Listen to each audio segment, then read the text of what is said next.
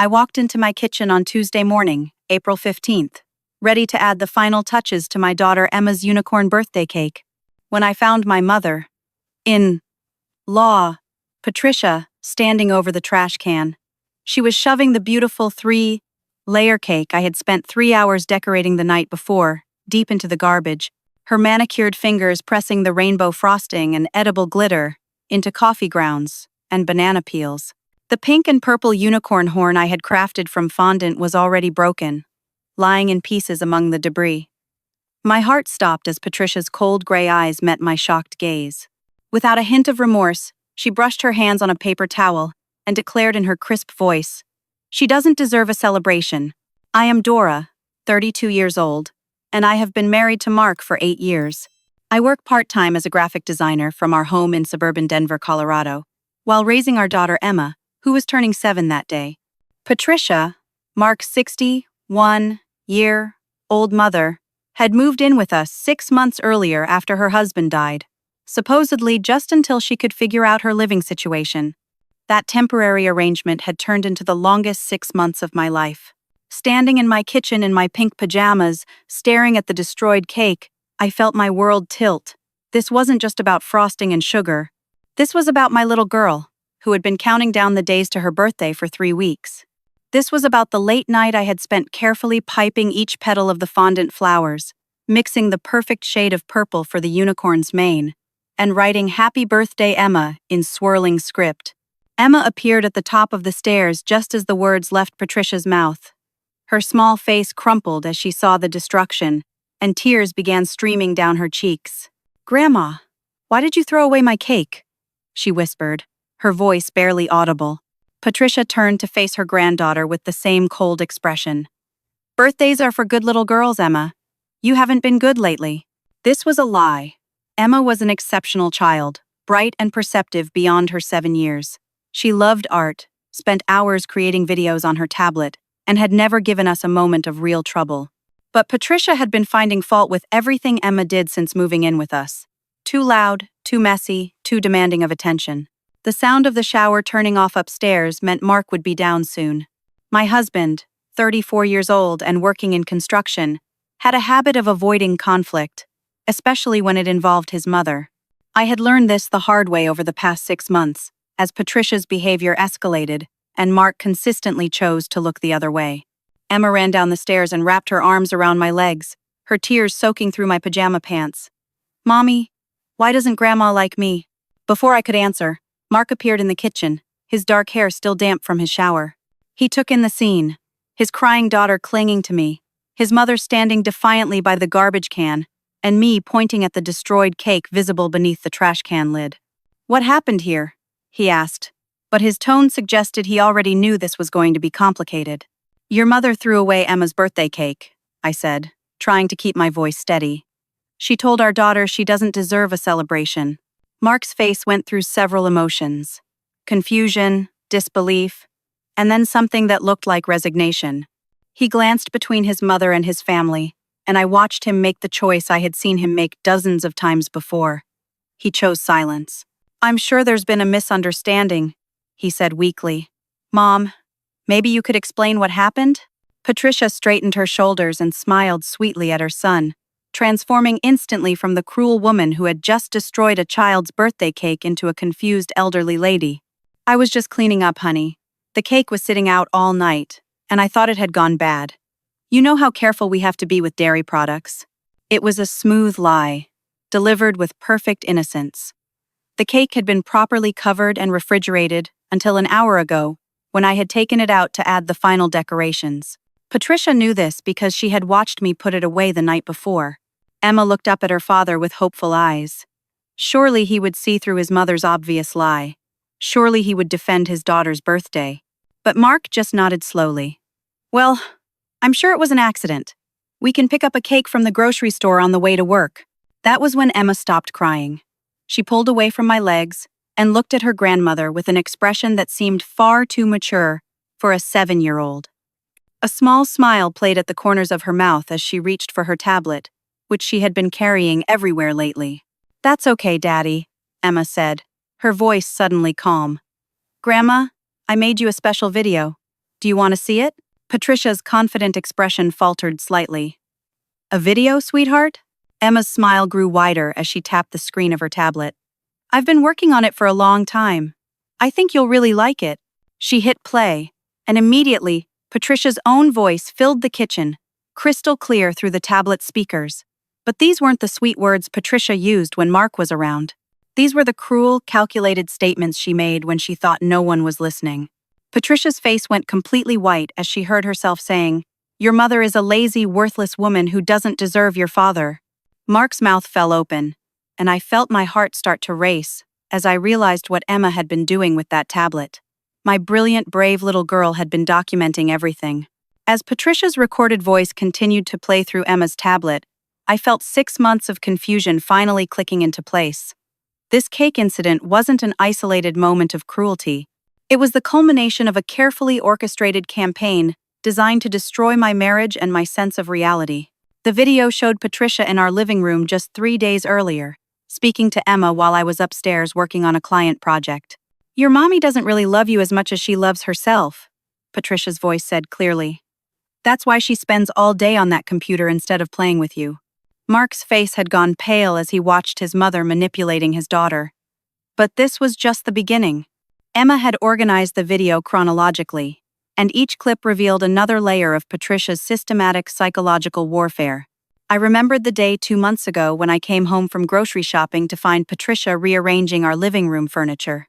She claimed she was just trying to help, but now I could see it for what it was, a deliberate attempt to make me feel like a stranger in my own home. She had done the same thing with our kitchen cabinets, moving everything to different locations and then acting confused when I couldn't find basic items. The video revealed Patricia criticizing my cooking to Emma, telling her that real mothers knew how to make proper meals for their families. She complained about my appearance, suggesting that I had let myself go and that Mark deserved a wife who took better care of herself.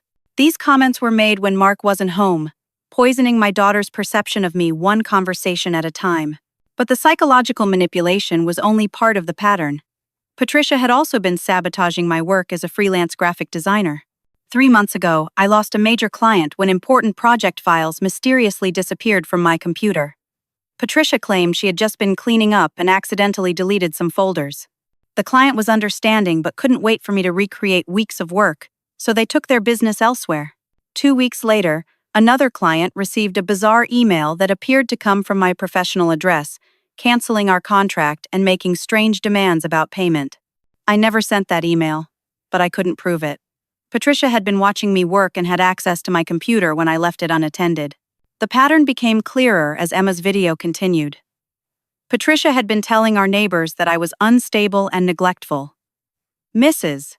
Henderson from next door had started giving me strange looks at the mailbox, and now I understood why.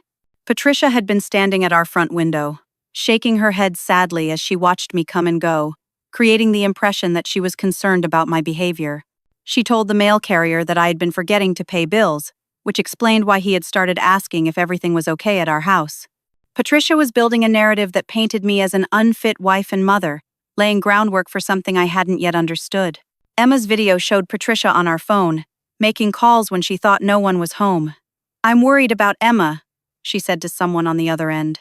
"Dora just doesn't seem to have maternal instincts. She's always working on that computer, leaving Emma to take care of herself." Mark watched his mother's deception unfold with growing horror. "Mom, how could you say those things? Dora is an amazing mother." But Patricia wasn't finished being exposed. The video captured her teaching Emma to lie about incidents around the house. "If Daddy asks about the broken picture frame, just tell him you saw Mommy bump into the table," Patricia instructed. "It's not really lying if it helps keep peace in the family." I remembered that picture frame. It held a photo of my late mother, one of the last pictures taken before she passed away 3 years ago. When I found it broken on the floor, Patricia claimed she had seen me knock it over in my hurry to answer a work call. I felt terrible about it, assuming I had been careless with something precious. Now I realized Patricia had broken it deliberately, then coached my own daughter to support her lie. The cruelty of it took my breath away. She hadn't just destroyed something meaningful to me. She had made Emma complicit in the destruction. The video revealed Patricia bribing Emma with candy and small toys to keep secrets about their conversations. "This is just between us girls," she would say after telling Emma something particularly damaging about me. Daddy doesn't need to know everything we talk about. Emma had been carrying this burden for months, trying to process her grandmother's contradictory behavior while being told to keep secrets from her parents. No wonder she had been withdrawing lately, becoming quieter and more anxious. Mark finally found his voice. Mom, I can't believe you've been doing this. How could you manipulate Emma like this? Patricia's sweet grandmother mask began to slip. I was just trying to help her understand the truth about her mother. You're too blind to see what's right in front of you. The truth? I asked, my voice rising. What truth is that, Patricia? She looked at me with pure hatred, dropping all pretense of grandmotherly concern. That you're destroying this family. That my son deserves better than a woman who cares more about her little computer projects than her own family. But Emma wasn't finished with her video. The next clip showed Patricia in our bedroom, going through my dresser drawers and deliberately tearing a seam on one of my favorite dresses. She then hung it back up, making it look like normal wear had caused the damage. Another clip captured her pouring dish soap into my shampoo bottle, which explained why my hair had felt strange and sticky for 2 weeks until I finally bought a new bottle. I had assumed the product had gone bad, never imagining someone was sabotaging my basic personal care items. The video was a masterpiece of 7-year-old detective work, compiled with the instinctive understanding that something was very wrong in our house. Emma had been trying to protect her family the only way she knew how, by gathering evidence of the truth. As the clips continued to play, I felt a mixture of pride in my daughter's courage and horror at the extent of Patricia's manipulation. She hadn't just been mean to me. She had been systematically dismantling our family from the inside, using my own child as a weapon against me. Mark sat down heavily at our kitchen table, his head in his hands. I'm so sorry, Dora. I should have listened to you. I should have seen what was happening. But the video wasn't over yet, and I had a feeling we were about to discover that Patricia's campaign against our family was even more extensive than we realized. Emma's tablet continued playing, and the next series of clips revealed that Patricia's manipulation extended far beyond our household. My daughter had somehow captured Patricia making phone calls to Mark's siblings, spinning elaborate webs of lies designed to isolate me from his entire family. The first call was to Mark's sister Jennifer, who lived 2 hours away in Colorado Springs. Patricia's voice was filled with false concern as she said, I'm worried about Emma's safety. Yesterday I saw Dora lose her temper and push Emma down. The poor child was crying. But Dora just walked away like nothing happened. My mouth dropped open. I had never laid a hand on Emma in anger, never pushed or hurt her in any way. The incident Patricia was referencing was actually from last week when Emma had tripped over her backpack in the hallway. I had comforted her, checked for injuries, and given her a bandage for a small scrape on her knee. But Patricia had twisted that moment of normal childhood clumsiness into evidence of abuse, then reported her false version to Mark's family as fact. The next call was to Mark's brother David in Denver. Patricia lowered her voice conspiratorially, as if sharing sensitive information. I think Dora might be having an affair. There are strange men coming to the house during the day when Mark's at work. She claims they're clients, but why would business meetings happen in the living room instead of an office? This fabrication was based on the fact that some of my graphic design clients preferred to meet in person to discuss projects, especially for wedding invitations and family portraits that required detailed collaboration. I had always conducted these meetings professionally in our living room, with Emma usually playing nearby and Patricia often visible in the kitchen. But Patricia had transformed these legitimate business interactions into evidence of infidelity, poisoning Mark's brother against me, with suggestions that I was betraying the family. The third call was the most devastating. Patricia was speaking to Mark's uncle Robert, who had always been fond of me, discussing Emma's well-being with fake maternal concern. I'm keeping track of concerning incidents, she said. Dora left Emma alone in the bathtub for 20 minutes while she was on a work call. The child could have drowned. This was completely false. I had never left Emma unattended in the bath, not even for a minute. Patricia was inventing scenarios of child endangerment, creating a fictional record of neglect that could be used against me. Mark was staring at the tablet in disbelief. She called Robert? She called Jennifer and David? Emma nodded solemnly. She made lots of phone calls, Daddy. She always said bad things about Mommy. The video revealed another layer of Patricia's strategy. She had been taking cash from our joint checking account, small amounts at first, then larger sums over the past month. I had noticed the missing money and mentioned it to Mark, but he had suggested I was probably just forgetting about purchases or miscalculating our expenses.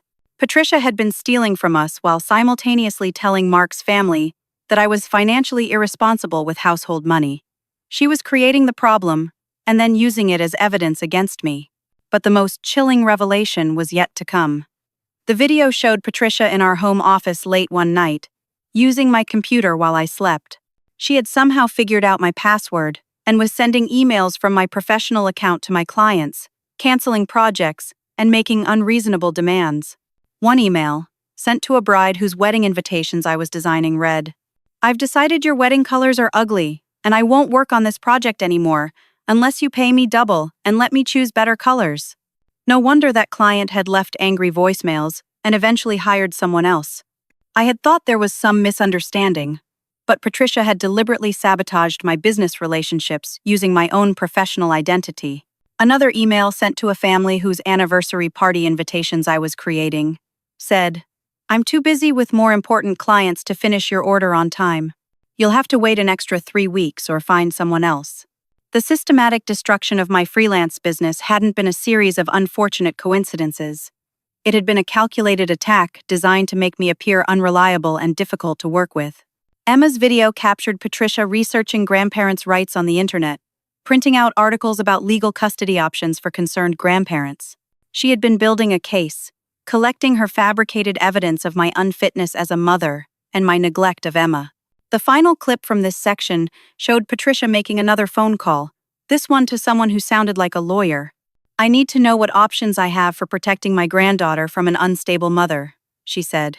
"I have documentation of neglect, possible abuse, and financial irresponsibility." Mark's face had gone from pale to gray. She was planning to take Emma away from us. I felt sick as the full scope of Patricia's manipulation became clear. She hadn't just been trying to make my life miserable or drive a wedge between Mark and me.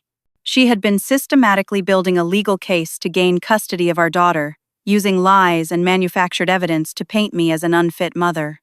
Every nasty comment, every sabotaged work project, every piece of stolen money, every lie told to family members, had been part of a larger plan to destroy my reputation and take my child away from me.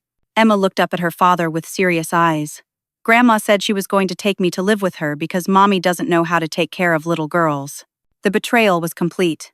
Patricia hadn't just been cruel, she had been strategic. She had moved into our home under the guise of needing support after her husband's death, then used her position to wage war against her own family. But as I watched my 7-year-old daughter, who had been brave enough to document this systematic abuse, I realized that Patricia had made one crucial mistake. She had underestimated Emma's intelligence and loyalty. My little girl had seen through the manipulation and had been quietly gathering evidence to protect her family. The video was about to reveal even more disturbing truths, and I could see from Patricia's increasingly panicked expression that she knew her carefully constructed lies were about to crumble completely. The video continued with clips that revealed the true extent of Patricia's conspiracy against our family. Emma had captured conversations that showed how deeply Patricia had infiltrated our community relationships, spreading her poison far beyond Mark's relatives. One particularly damning clip showed Patricia at Emma's school, speaking to the principal with practiced concern in her voice. "I'm worried about Emma's home environment," she said. "Her mother works from home but seems distracted and unavailable.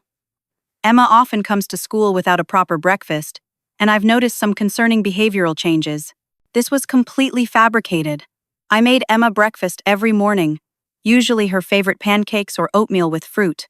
I was actively involved in her school activities and had never received any complaints about her behavior or nutrition." But Patricia had positioned herself as the concerned grandmother, stepping in to fill gaps left by an inadequate mother. The principal's responses on the video suggested he was taking her concerns seriously, which explained why I had received a call 2 weeks ago asking about our family situation and whether we needed any support services.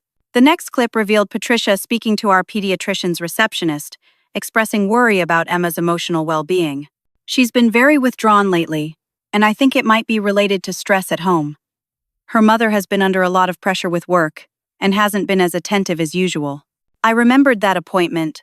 Dr. Martinez had asked unusual questions about Emma's home life and my stress levels. At the time, I thought he was just being thorough, but now I realized Patricia had planted seeds of concern about my parenting before our visit. Emma's video showed Patricia visiting our neighbors with homemade cookies, using the social visits to share carefully crafted stories about our family's troubles. Poor Dora has been struggling so much since her mother passed, she told Mrs. Peterson from across the street. Sometimes I worry she's having some kind of breakdown. She's been forgetting things, losing track of Emma's schedule, just not herself lately. These conversations explained why several neighbors had been treating me differently, offering help with tasks I didn't need assistance with, and looking at me with expressions that seemed like pity mixed with concern. The most disturbing revelation came from a clip showing Patricia in our garage late at night, deliberately damaging my car. She had loosened the valve stem on one tire to create a slow leak, then called Mark the next morning to suggest that my careless driving was causing tire problems. She had also been the one pouring sugar into my gas tank, causing the engine problems that had resulted in expensive repairs and missed client meetings. The mechanic had suggested I was using poor, quality gasoline, or hadn't been maintaining the car properly, which Patricia had overheard, and later repeated to Mark as evidence of my general irresponsibility. Emma's video captured Patricia researching symptoms of mental illness on the computer, taking notes about postpartum depression, anxiety disorders, and emotional instability. She was building a psychological profile to support her claims that I was having a mental breakdown. The truly chilling part was watching Patricia practice her concerned grandmother routine in front of our bathroom mirror. She rehearsed facial expressions and voice tones, perfecting the act she would use when speaking to professionals about my supposed unfitness as a mother. "She's been having mood swings," Patricia practiced, saying to her reflection. "Very angry one moment, then withdrawn the next. I'm concerned about Emma's safety when these episodes happen." Another clip showed Patricia carefully photographing normal household messes and clutter, taking pictures when toys were scattered in the living room or dishes were in the sink, building a visual catalog that could be presented as evidence of neglect and poor housekeeping. She had taken photos of Emma's bedroom when it was messy after playtime, making it look like the child was living in chaotic, unclean conditions. She photographed me in old clothes while doing yard work, capturing images that made me look disheveled and unkempt. The video revealed Patricia creating a detailed written log of fabricated incidents, documenting supposed examples of my poor judgment, emotional instability, and neglectful behavior. The entries were dated and specific, designed to look like the careful observations of a concerned relative. March 15th. Dora left Emma crying in her room for over an hour while she worked on computer project, read one entry. This was referring to a day when Emma had a tantrum about not being able to watch television, and I had used a normal parenting technique of letting her calm down in her room for 10 minutes before we talked about her feelings. April 2nd. Found Dora sleeping on couch in middle of afternoon while Emma played unsupervised in backyard, read another entry. This described a Saturday when I had dozed off while Emma played on our fenced deck, literally 15 feet from where I was resting, with the sliding door open so I could hear everything. Every normal moment of family life had been twisted into evidence of dysfunction and neglect. Patricia had been building a legal case with the patience and dedication of a professional investigator, except her evidence was entirely manufactured.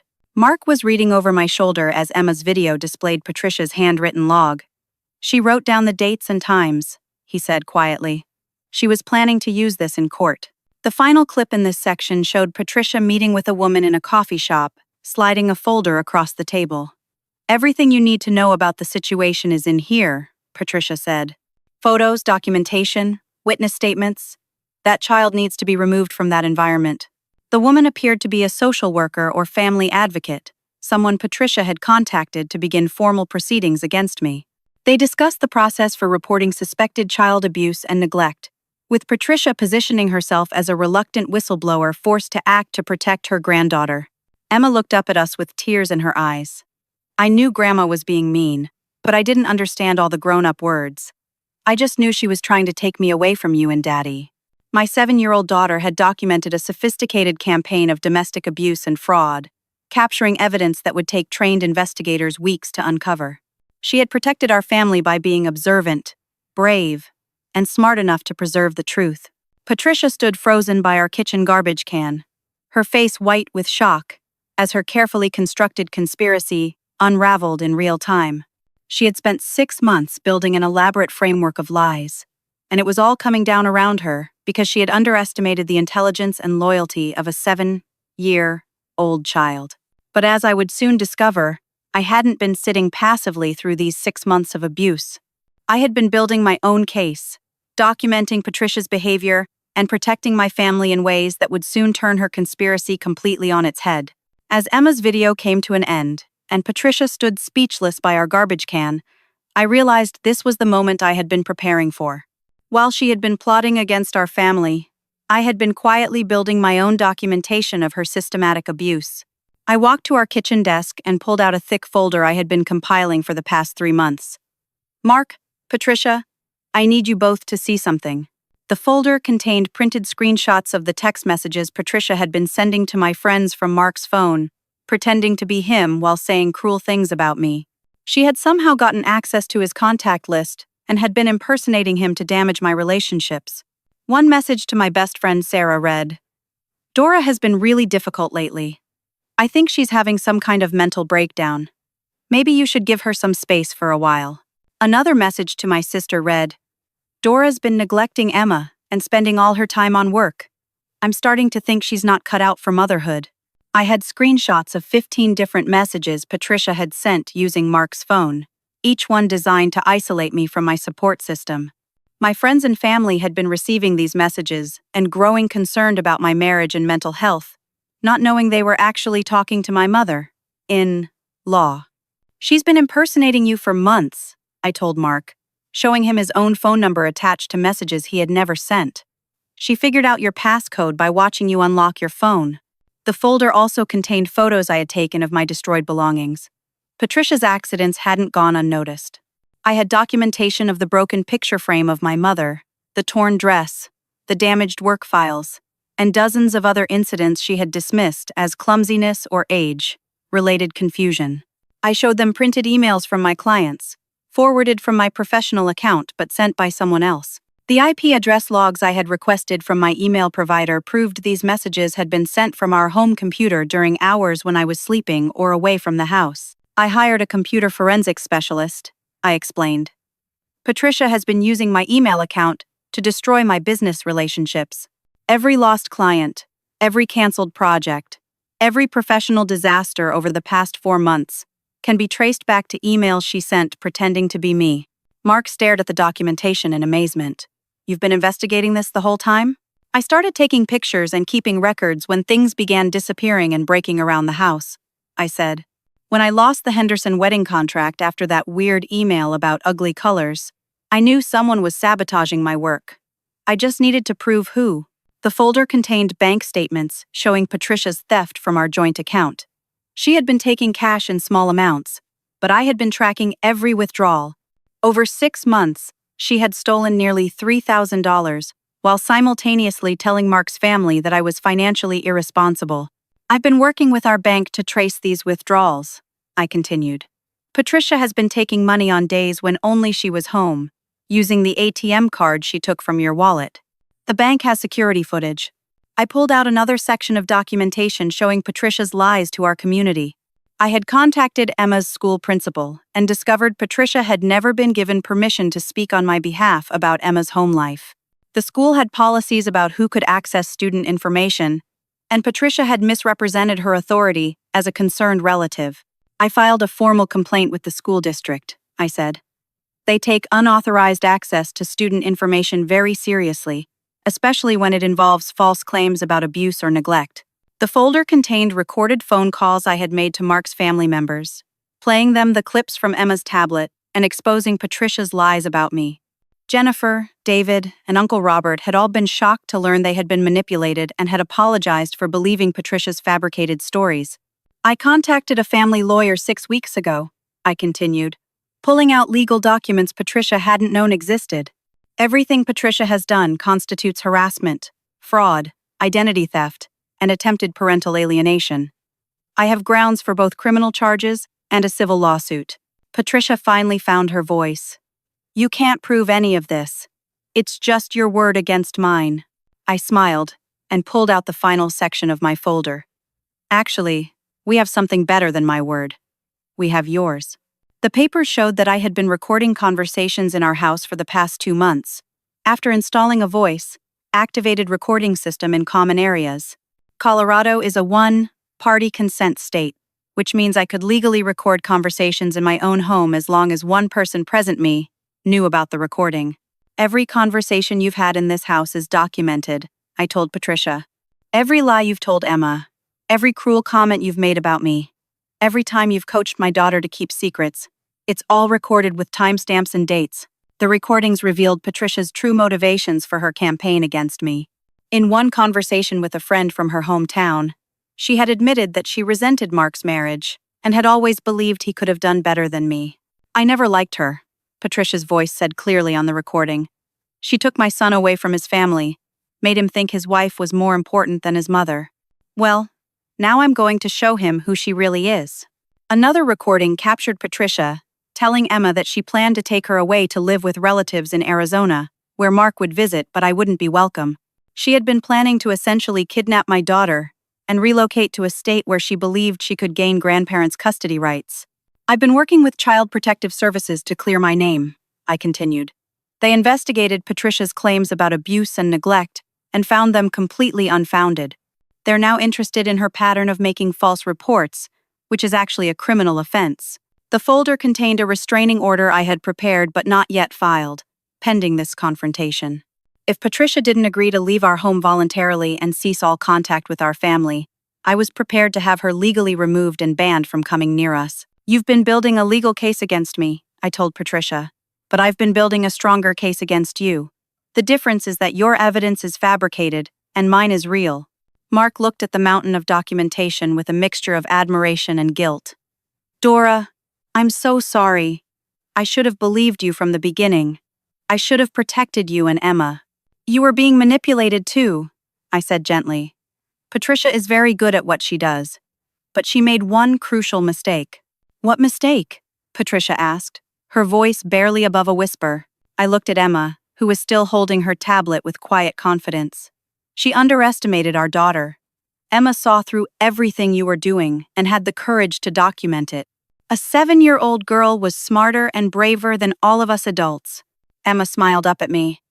I knew you were a good mommy. I wanted everyone else to know it too. As the full scope of both Patricia's conspiracy and my investigation became clear, I could see Patricia realizing that her carefully planned attack had not only failed but had exposed her to serious legal consequences. She had tried to destroy our family, but she had actually made us stronger and given us the evidence we needed to protect ourselves from her permanently. But Patricia wasn't finished yet.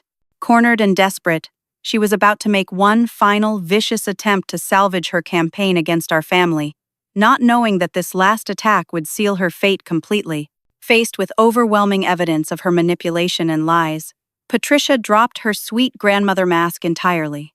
The transformation was startling and terrifying. Her face twisted with rage, and her voice became harsh and venomous as she realized her carefully constructed conspiracy had collapsed. You think you're so smart? She hissed at me, advancing across our kitchen with clenched fists. You have no idea what I'm capable of. You've ruined everything.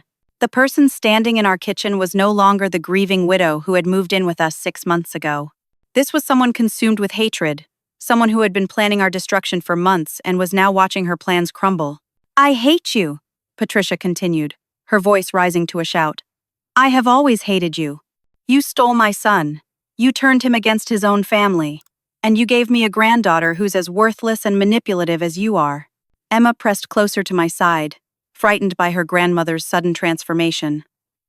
Mark stepped protectively in front of us, finally seeing his mother for who she really was. You want to know the truth? Patricia screamed. Your precious husband called me 6 months ago, crying about how miserable his marriage was, how he was thinking about divorce. He invited me to come help him figure out how to leave you and take Emma with him. This was another lie, designed to hurt both Mark and me, to make us doubt each other even now. Mark's face was shocked as he realized his mother was trying to destroy us even as her conspiracy fell apart around her. That's not true, he said firmly. I never called you. I never said any of those things. Patricia laughed bitterly. Believe what you want. But I know my son was unhappy, and I was just trying to help him see what kind of woman he married. A lazy, selfish, mentally unstable woman who doesn't deserve to be a mother. She lunged toward my folder of documentation, trying to grab the evidence and destroy it. Mark caught her arms and restrained her, shocked by her aggressive behavior. "You can't prove anything," Patricia snarled. "I'll tell everyone that you forced Emma to make those videos, that you coached her to lie about me. I'll call Child Protective Services right now and tell them you're abusing your own daughter to get revenge on me." She pulled out her phone and began dialing, but Emma stepped forward with remarkable courage for a 7-year-old child. "Grandma, you can't lie anymore," Emma said clearly. "Everyone knows the truth now. Mommy didn't make me record you. I did it because you were being mean to my family." Patricia turned her fury on Emma. "You little brat. You ruined everything. You're just as sneaky and horrible as your mother." The sight of this 61-year-old woman screaming at a child, calling her names and blaming her for exposing abuse, was the final evidence Mark needed to see his mother's true character. But Patricia wasn't finished with her desperate retaliation. She made one final threat that revealed the full extent of her planned revenge against our family. "You think you've won?" she said, her voice dropping to a menacing whisper. "I know where your parents live, Dora. I know your father takes walks alone every morning at 6 o'clock. I know your mother goes to the grocery store alone every Tuesday afternoon. Accidents happen to old people all the time." The threat against my elderly parents was the most chilling thing Patricia had said yet. She was threatening to harm innocent people to get revenge on me, proving that her campaign against our family was driven by genuine malice, not just manipulative ambition. "Are you threatening my parents?" I asked, pulling out my phone to record her words. "I'm just saying that old people should be careful," Patricia replied with a cold smile. "You never know what might happen to them." At that moment, we heard a car door slam in our driveway. Mark's brother David had arrived for Emma's birthday party, having driven over from downtown Denver. He had received my call earlier about the family meeting but hadn't known what to expect. David walked through our front door, just as Patricia was making her threats against my parents. He stopped in shock as he saw his mother restrained by Mark, heard her venomous words, and realized the sweet, concerned woman who had been calling him for months was actually a dangerous manipulator. "Mom, what are you doing?" David asked, his voice filled with disbelief. Patricia spun toward her younger son, immediately switching tactics and trying to regain sympathy. "David, thank goodness you're here. They're attacking me, trying to throw me out with nowhere to go. Dora has been poisoning Mark against me, and now they're trying to make me look like a monster." But David had heard enough of Patricia's threats to see through her sudden victim act. "I heard you threatening Dora's parents. I heard you calling Emma names. What's wrong with you?" Emma showed David her tablet, playing some of the key clips that revealed Patricia's manipulation. David watched his mother's true behavior with growing horror, realizing he had been deceived for months. "All those phone calls," he said slowly. "All those stories you told me about Dora. None of it was true, was it?" Patricia's last attempt at manipulation had failed. Her own son was now a witness to her threats and abuse, someone who could corroborate everything we were saying about her behavior. The sound of our doorbell interrupted the confrontation. Through the window, I could see 2 police officers on our front porch. David had called them from his car when he heard Patricia's threats, recognizing that the situation required immediate intervention. As the officers entered our home, Patricia made one final desperate attempt to control the narrative. "Thank goodness you're here," she said to them. "This woman has been abusing her daughter and trying to frame me for it. I need protection." But the officers had arrived to find Patricia restrained by her own sons, surrounded by evidence of her manipulation, and facing multiple witnesses to her threats and abusive behavior. Her attempt to position herself as the victim fell flat when they saw the reality of the situation. Emma held up her tablet bravely. "Officers, I have videos that show everything my grandma really did." The truth was finally coming to light, and Patricia's campaign of psychological warfare against our family was about to face the justice system she had tried to manipulate in her favor. The police officers listened carefully as we explained the situation, reviewing Emma's videos and examining the documentation I had compiled. Officer Martinez, a veteran family crisis specialist, recognized the signs of systematic abuse and manipulation immediately. "Ma'am, we need you to calm down and stop making threats," Officer Martinez told Patricia firmly. "We're going to need to speak with everyone separately to understand what's been happening here." Patricia tried one more time to control the narrative. "These people are lying about me. I'm a grieving widow who just lost her husband, and they're trying to throw me out on the street because they don't want to take care of me anymore." But Officer Johnson had been taking notes as we played Emma's recordings, and Patricia's own voice telling our daughter that "Mommy doesn't love you" was hard evidence that contradicted her victim story. "Mrs. Patricia, we have recordings of you making harmful statements to a minor child, evidence of financial theft, and witness testimony of threats made against elderly individuals," Officer Johnson said. "We're going to need you to come to the station for questioning."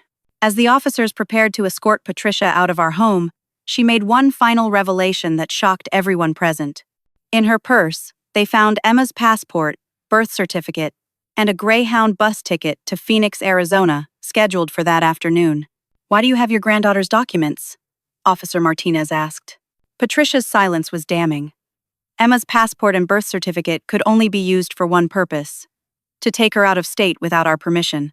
David looked through his mother's purse and found additional evidence of her planned kidnapping. There was a handwritten note with an address in Phoenix, contact information for a lawyer specializing in grandparents' rights, and a printed email from someone named Margaret, confirming arrangements for Patricia and Emma's arrival.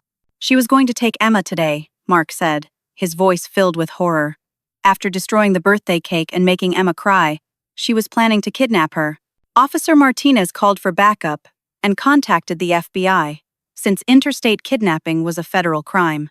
Patricia's plan had been sophisticated and premeditated, involving accomplices in another state and legal preparations for gaining custody of Emma.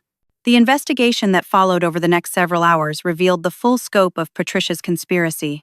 She had been corresponding with other grandparents' rights activists online, learning strategies for removing children from homes and gaining custody through legal manipulation. Her computer history showed months of research into false abuse claims, parental alienation tactics, and legal loopholes that could be exploited to separate children from their parents.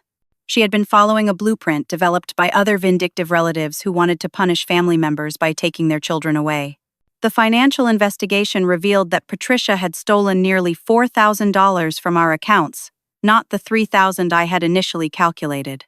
She had been more careful about covering her tracks with the larger thefts, but the bank's forensic accounting team found evidence of systematic withdrawal patterns designed to fund her planned relocation to Arizona. Child Protective Services arrived to interview Emma about her experiences, but their investigation was quickly closed when they reviewed the evidence Patricia had been fabricating. Emma was clearly a healthy, happy, cared for child who had been manipulated by an abusive adult relative. The CPS investigator, Mrs. Thompson, was particularly concerned about Patricia's psychological manipulation of Emma. Using a child to build false evidence against their own parent is a form of emotional abuse, she explained. Emma is going to need counseling to process what she's experienced. Mark's family began arriving throughout the afternoon as word of Patricia's arrest spread. Jennifer drove down from Colorado Springs. Uncle Robert came from across town, and several cousins gathered to offer support and express their shock at Patricia's deception.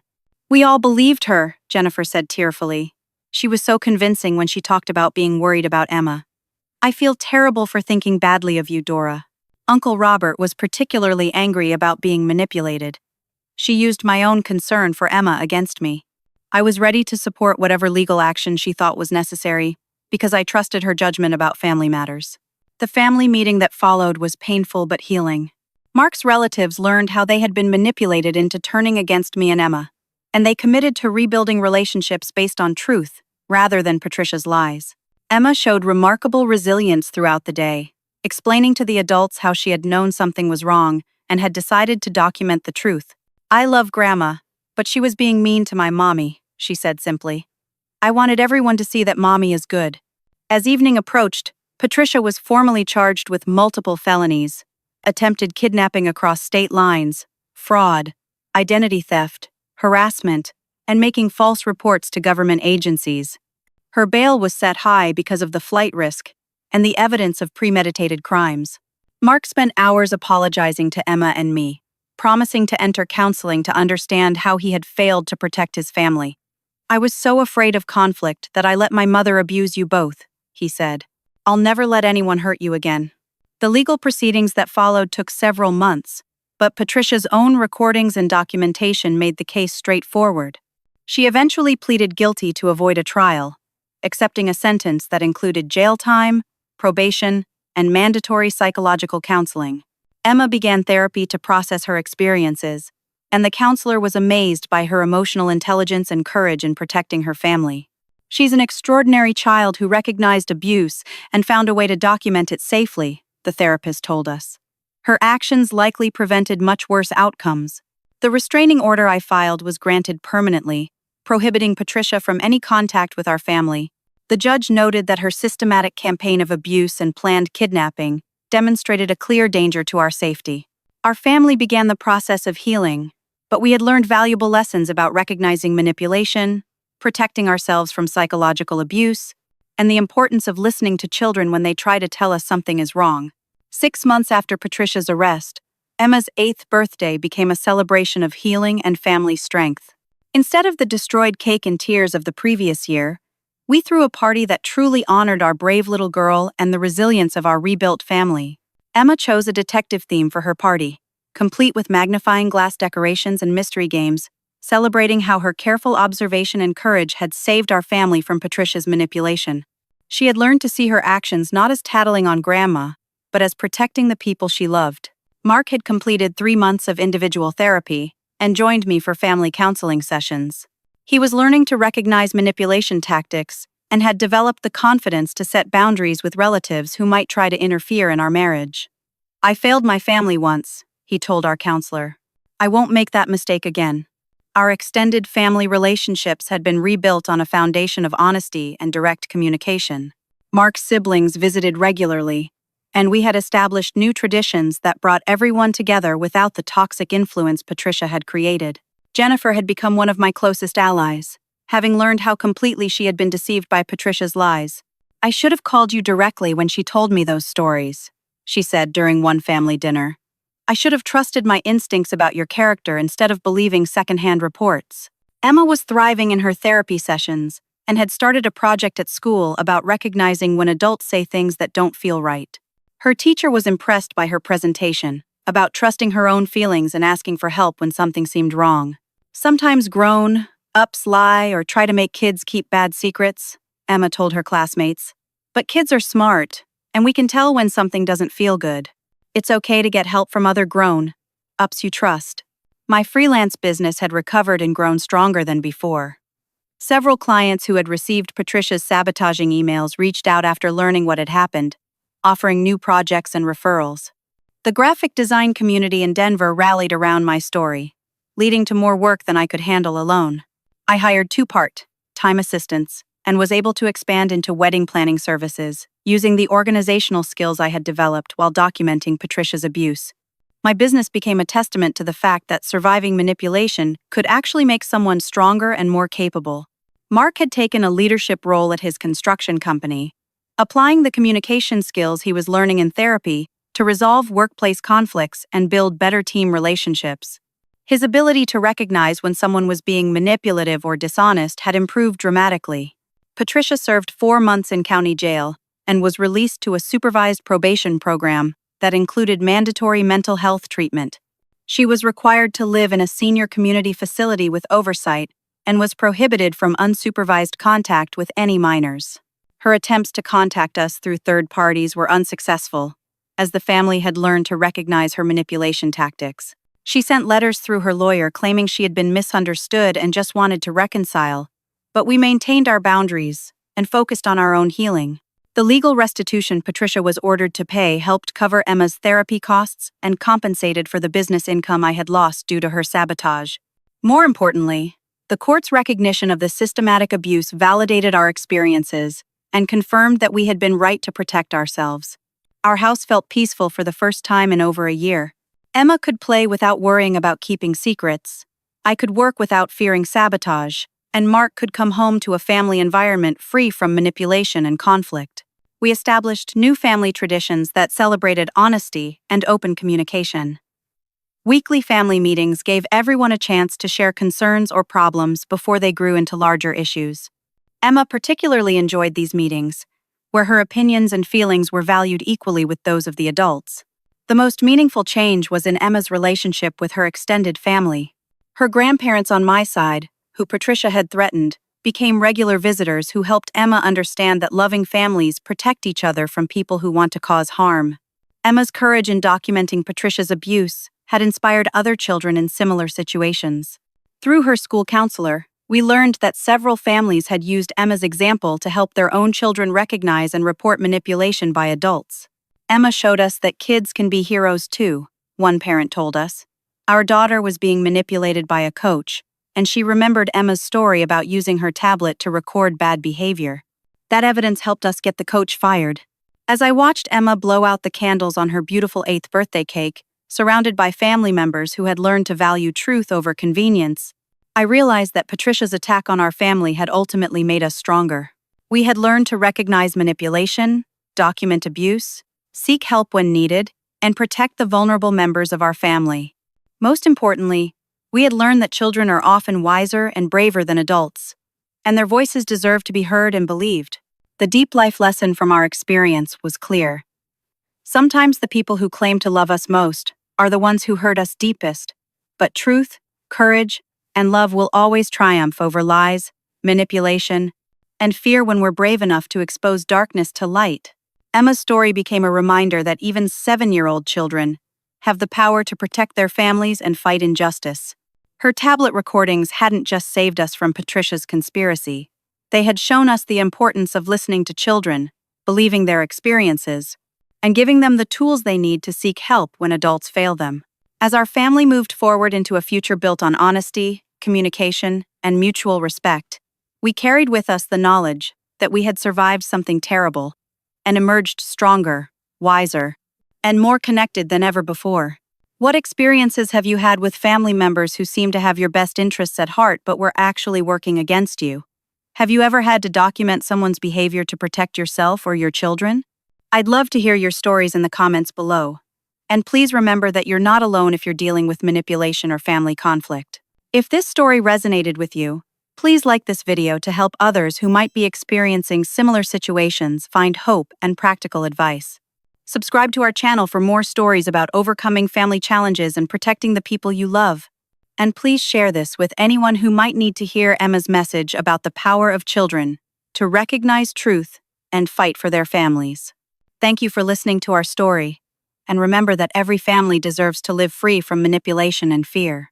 Your courage to seek truth and protect your loved ones can make all the difference, just like Emma's brave decision to document what she saw and stand up for what was right.